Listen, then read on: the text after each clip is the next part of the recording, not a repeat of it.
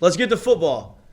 You're in Baton Rouge, so I'm assuming you're obviously been paying attention to what's going on right down the street at LSU. Obviously, they're going through the transition period of whole new staff, new coach, new voices in the locker room. What have you seen through the last two games? Obviously, you had Southern and you had Florida State. Have you seen a difference in the way the team is kind of run and kind of the things that you've seen, and what are some things that you wish you can see better? I think for Florida State, what I saw, I think it's two parts to that game. And like most LSU fans who are extremely unrealistic, and they think that what do you mean? Win. Everybody's realistic over here. What are you talking about? What are you talking about? No. Mikey had him winning 10 games going to the national championship. That's not true. No, that's not true. No, not at all, Mikey. I think for the Florida State game, it was two different halves to that. I think the first half, they did not have a sense of urgency on offense. I think they were still trying to find out who they were. And you see in the second half, they kind of sped things up, got the ball moving around and did kind of up-tempo. And I know people from home watching the game on TV saying, well, why can't they go up-tempo every single play? Well, that's nearly impossible. Like Jared would tell you, playing wide receiver, you can't do that. Right. But I think in the second half, they did a great mixture of that, of going up-tempo. And you saw that Jaden Daniels was able to do some things. And look, they were 1 point away from winning the game. An extra point block from winning that football game. And I think they had another field goal block early in the game. Well, the main thing in that first game is fixing the special teams. I think that's something that we all wish they could have fixed. And I think they adapted to that and got it corrected coming into week 2 for Southern. But I'm more optimistic than everyone else, I think, regarding LSU. Again, to the second half, I saw something a little bit different offensively. I think on defense, specifically against Florida State, I just feel like the guys were out of position. When I mean out of position, I feel like they were disguising too much on defense pre-snap, but when the ball was snapped, they didn't get back into the defense they were supposed to get into.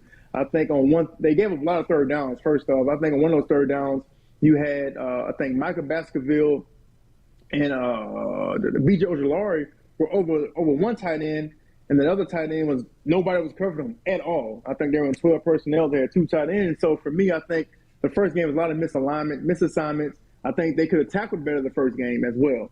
But again, look, it was the first game, and what people have to realize too, this is a brand new roster.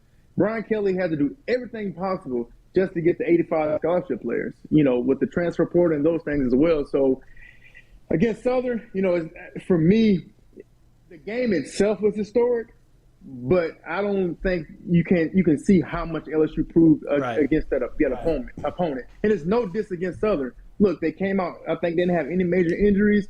They moved the ball well on offense. They played well defensively.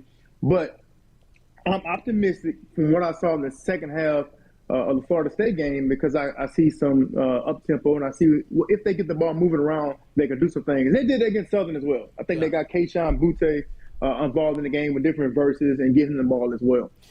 You said it. I completely agree with that, the way this season is going. You have the Southern game. I don't think that there's much that you can really see from it as far as for competition-wise.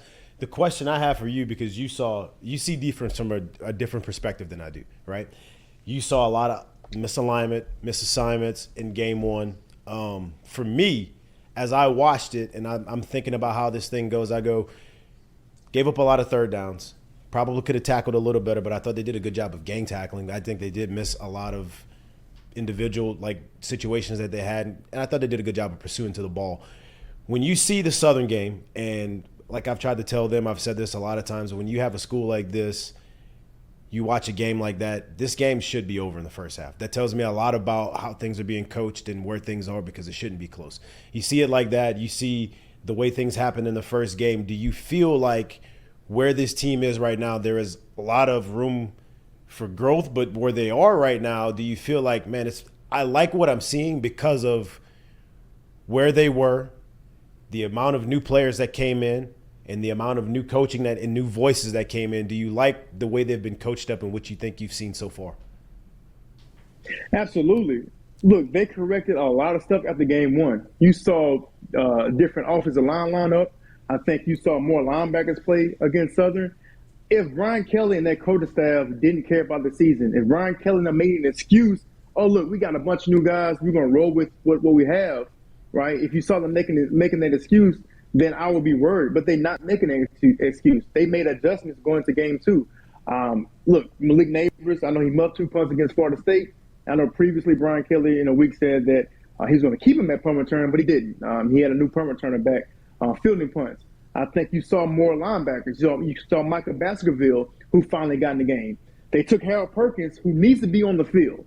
And I know people want him to be that inside linebacker position and play immediately, but people fail to realize, too, coming out of high school, if you're faster, if you're bigger, and you're more athletic than anyone else, you could just run around.